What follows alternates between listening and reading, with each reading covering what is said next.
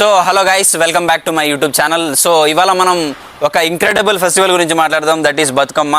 So Bathukamma is not only the festival of flowers, it's about the women, it's about the divinity, it's about the fertility and it's about the earth and it's about the life of Telangana. ఆ విషయాల గురించి ఇవాళ మనం మాట్లాడదాం. So before deeping dive into the video, please do subscribe my YouTube channel. So Bathukamma ప్రతి సంవత్సరం మన తెలంగాణలో సెప్టెంబర్ అక్టోబర్ నెలల్లో జరుపుకుంటారు. ఇది సెప్టెంబర్ 22 నుంచి 30 తారీఖు అండ్ ఇది అమావాస్య టైం నుంచి స్టార్ట్ అయ్యి దసరాకి 2 రోజుల ముందల ఎండ్ అయిపోతుంది బతుకమ్మ అనే ఫెస్టివల్. సో బతుకమ్మ యొక్క చరిత్ర, దాని యొక్క ప్రాధాన్యత, దాని యొక్క సంస్కృతి, దాని యొక్క సిగ్నిఫికెన్స్ గురించి మనం మాట్లాడదాం. సో ఫస్ట్లీ ఇది మన చరిత్రలో వెళ్తే మన రాముడు కూడా అడవిలలో పుట్టిండు, అప్పుడు వ్యవసాయం ఉండే. సో వ్యవసాయం దగ్గర నుంచి అప్పుడు మన భూమికి ఏదైనా ఇవ్వాలి అని చెప్పేసి భూమి మనకు చాలా ఇస్తుంది, దానికి ఏదైనా ఇవ్వాలనే కాన్సెప్ట్ నుంచి ఈ బతుకమ్మ అనే కాన్సెప్ట్ అనేది వచ్చింది. బతుకమ్మ అంటే బతుకు అంటే ఒక లైఫ్, అమ్మ అంటే మదర్ ఎర్త్. సో అమ్మని ఈ ఎర్త్ని బతుకు అమ్మ అని చెప్పేసి. సో ఈ బతుకమ్మ ఫెస్టివల్ 9 రోజులు జరుగుతుంది. ఈ 9 రోజులు 9 రకాలమైన కలర్స్తో ఆడవాళ్ళు, మన మహిళలు, మన అమ్మలు అందరూ బతుకమ్మ ఆడతారు. సో ఈ బతుకమ్మ చేసే ప్రాసెస్, బతుకమ్మని పూలు పేర్చే విధానం కూడా చాలా స్పెషల్గా ఉంటుంది. సో ఈ బతుకమ్మ ఈ 9 రోజులు ఏదైతే ఉంటుందో Telangana becomes as a valley of flowers. మన హిమాచల్లో ఉన్నట్టు, హిమాలయాల్లో ఉన్నట్టు తయారవుతుంది మన తెలంగాణ. సో ఈ బతుకమ్మ అనేది ఓన్లీ ఆడవాళ్ళకే మాత్రమే ప్రత్యేకం అండ్ ఆడవాళ్ళే చాలా ఘనంగా వైభవంగా చేస్తారు ఈ ఫెస్టివల్ని. సో ప్రతిరోజు వాళ్ళ మార్నింగ్ లేచినప్పటి నుంచి 9 రోజులు నవరాత్రులు ఎట్లయితే నడుస్తాయో అదేవిధంగా బతుకమ్మని కూడా నడిపిస్తారు. సో ఇది ఒక ఆడపిల్ల యొక్క ప్రాధాన్యతని ఈ బతుకమ్మ అనేది చెప్తారు. సో ఈ బతుకమ్మ ఎప్పుడు జరుపుతామంటే మనకు వర్షం పడ్డ తర్వాత ఆడపిల్లలు, ఆడవాళ్ళు, మన ఇంట్లో అమ్మలు అందరూ వర్షం పడ్డ తర్వాత మనకు భూమి ఎంతో ఇస్తుంది, మనకు వ్యవసాయ పంటని ఇస్తుంది. ఆ వ్యవసాయ పంటని భూమికి సమర్పించుకోవాలని చెప్పేసి వర్షం పడ్డ తర్వాత ఇంట్లో, ఊర్లల్లో, విలేజెస్లో, సిటీస్లో అందరూ ఆడవాళ్ళు కలిసి ప్రాధాన్యత చాలా వందల మంది కలిసి ఆ వైబ్రెంట్తో కలిసి అందరూ బతుకమ్మలు అనేది ఆడతారు. సో ఈ ప్రతి ఒక్క రోజు గురించి మనం మాట్లాడదాం. ఇప్పుడు ఫస్ట్ డే ఎలా స్టార్ట్ అవుతుంది అంటే బతుకమ్మ 9 రోజుల ప్రాధాన్యత, 9 రోజులు జరుపుకునే పండుగలు, 9 రోజుల యొక్క పేర్ల గురించి మనం ఇప్పుడు మాట్లాడదాం.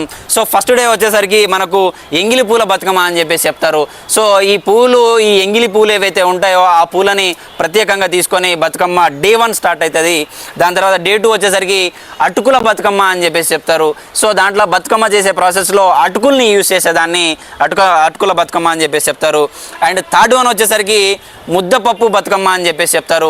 సో ఒక పప్పుని ముద్దగా చేసి ఆ ముద్దని బతుకమ్మలో పెడతారు. సో దాన్ని ముద్దపప్పు బతుకమ్మ అని చెప్పేసి చెప్తారు. అండ్ ఫోర్త్ వన్ వచ్చేసరికి నాన బియ్యం బతుకమ్మ అని చెప్పేసి చెప్తారు. ఇది 4th డే సెలబ్రేట్ చేస్తారు. అండ్ ఫిఫ్త్ డే వచ్చేసరికి అట్ల బతుకమ్మ అని చెప్పేసి చెప్తారు. సో దాంట్లో అట్లని ఆ బతుకమ్మ పేర్చే సమయంలో దాన్ని లోపల పెట్టి చాలా గ్రాండ్గా ఫెస్టివల్ అనేది చేస్తారు.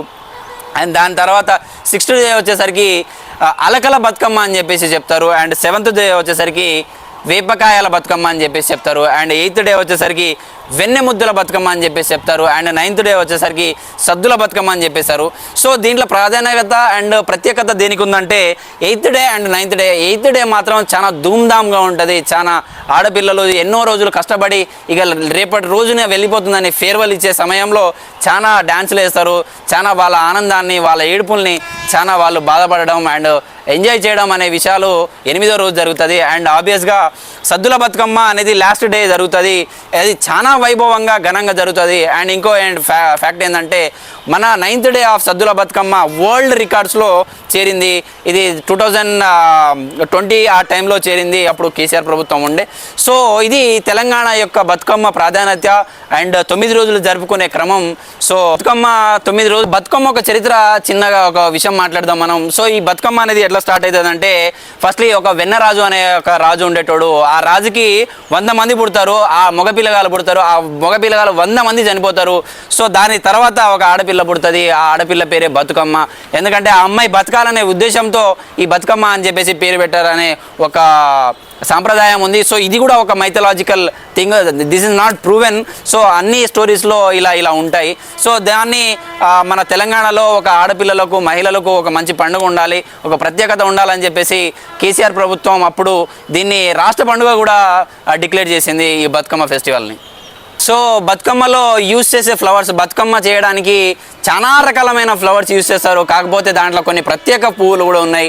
ఆ పూల గురించి మాట్లాడదాం. సో ఫస్ట్ తంగేడు పూలు, దాని తర్వాత గూనుగు పూలు, దాని తర్వాత బంతి పూలు, దాని తర్వాత చామంతి పూలు, దాని తర్వాత కట్ల పూలు, దాని తర్వాత కొలువ పూలు, దాని తర్వాత గన్నేరు పువ్వు, దాని తర్వాత మందార పువ్వు, దాని తర్వాత గోరెంట పువ్వుని కూడా పెడతారు. దాని తర్వాత తామర పువ్వులు, దాని తర్వాత సీత జడలు అని చెప్పేసి కూడా మన ఊర్లలో ఇలాంటి రకాలమైన ఫ్లవర్స్ యూజ్ చేసి బతుకమ్మని తయారు చేస్తారు. సో ఇవన్నీ సిటీలో దొరకవు కాబట్టి టేకు చెట్ల యొక్క, టేకు మొక్కల యొక్క, టేకు ఆకుల యొక్క ఫ్లవర్స్ని కూడా యూజ్ చేసి బతుకమ్మని అనేది తయారు చేస్తారు.